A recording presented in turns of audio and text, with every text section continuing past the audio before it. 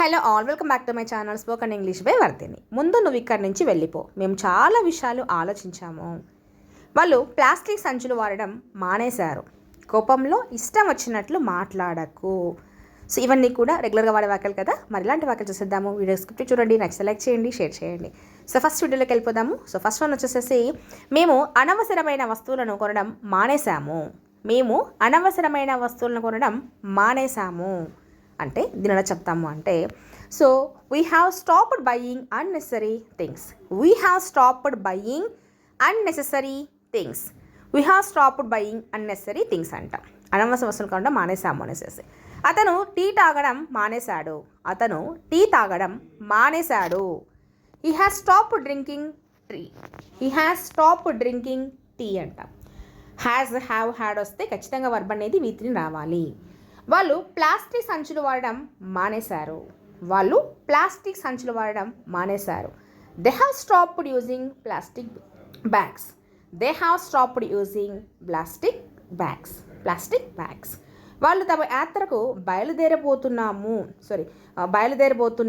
రావాలి ఇక్కడ. అంటే స్టార్ట్ కాబోతున్నారు, ఇంకా బయలుదేరుతారు కొద్దిసేపట్లో అన్నప్పుడు they are about to leave for their trip అంట.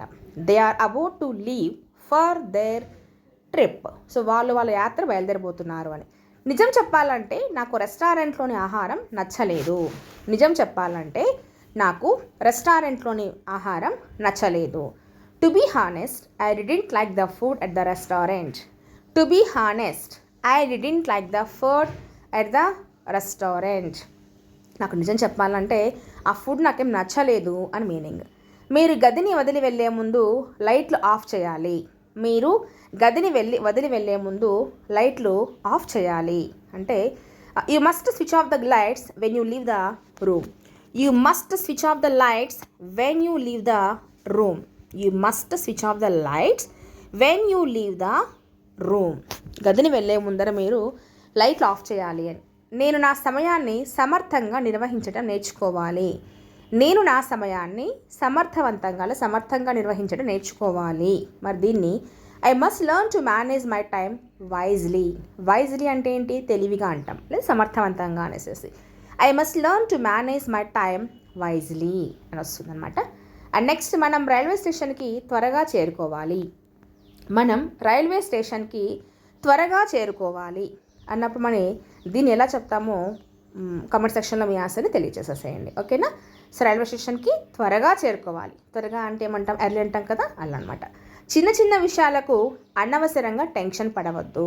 చిన్న విషయానికి, చాలా సిల్లీ థింగ్స్కి అన్నెసెసరీ అంటే అనవసరంగా టెన్షన్ పడవద్దు. Don't stress unnecessarily over small things. Don't stress unnecessarily over small things. Sorry. ఎవరో తలుపు తట్టారు అన్నప్పుడు సమ్వన్ నాక్డ్ ద డోర్ అంటాం. Someone knocked the door. Knock చేయడం అంటే ఇట్లా జస్ట్ టచ్ చేయడం అనమాట. Someone knocked the door. ఎవరో తలుపు తట్టారు. కోపంలో ఇష్టం వచ్చినట్లు మాట్లాడకు. కోపంలో ఇష్టం వచ్చినట్లుగా మాట్లాడకు.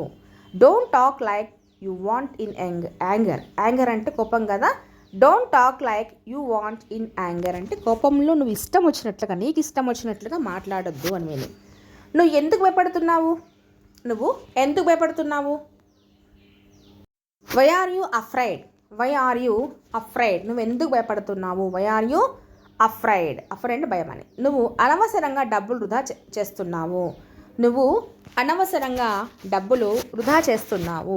వృధా చేయడం అంటే వేస్ట్ అంటాం కదా. మరి అనవసరంగా అంటే అన్నెసరీ అంటాం. You are unnecessarily wasting the money. Simply wasting the money.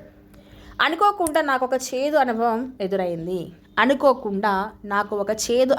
ఎదురయ్యింది. Suddenly I faced a bitter experience అంటే చేదు అనుభవము అనేసి, ఒక బ్యాడ్ ఎక్స్పీరియన్స్ అనేసి అనమాట. Suddenly I faced a bitter experience. మేము చాలా విషయాలని ఆలోచించాము. So we thought of so many things అంటాం. We thought of so many things. మేము చాలా విషయాలని ఆలోచించాము. అక్కడికి వెళ్ళడం నీకు అవసరమా? ఈజ్ ఇట్ నెససరీ, అది అవసరమా? ఫర్ యూ, నీకు, టు గో దేర్, అక్కడ వెళ్ళడం. సింపుల్ కదా. Is it necessary for you to go there, అక్కడికి వెళ్ళడం నీకు అవసరమా అని మీనింగ్ అనమాట. నువ్వు దాన్ని పరిగణలోకి తీసుకోవద్దు, don't take it into consideration, don't take it into consideration. మీరందరూ ఎవరు? Who are all you? Please లేకుండా చెప్పొచ్చు, జస్ట్ కొంచెం పొలైట్గా ఉండాలంటే ప్లీజ్ అనొచ్చు అక్కడ. నిన్ను దింపటానికి ఇక్కడ ఎవరు సిద్ధంగా లేరు, నిన్ను దింపేందుకు ఇక్కడ ఎవరు సిద్ధంగా లేరు. Nobody is ready to drop you, నిన్ను దింపేందుకు ఇక్కడ ఎవరు సిద్ధంగా లేరు. Nobody is ready to drop you. చెప్పడానికి ఎవరు ఖాళీగా లేరు. Nobody is free to give you, ఇవ్వడానికండి, చెప్పడానికి కాదు ఇక్కడ, ఇవి ఇచ్చేందుకన్నప్పుడు గివ్ వస్తుంది. గైడ్ చేసేందుకు ఎవరు ఖాళీగా లేరు. Nobody is free to guide you, guide చేసేందుకు ఎవరు ఖాళీగా లేరు అనేసి అనమాట. మీరు మీ స్నేహితులను ఎంత తరచుగా కలుస్తారు? How often do you meet your friends అంటాం. How often do you meet your friends, మీరు మీ స్నేహితులను ఎంత తరచుగా కలుస్తారు? మీరు మీ గదిని ఎంత తరచుగా శుభ్రం చేస్తారు? How often do you clean your room, మీరు మీ గదిని ఎంత తరచుగా శుభ్రం చేస్తారు అని. అతను ఎంత తరచుగా ఇక్కడికి వస్తాడు?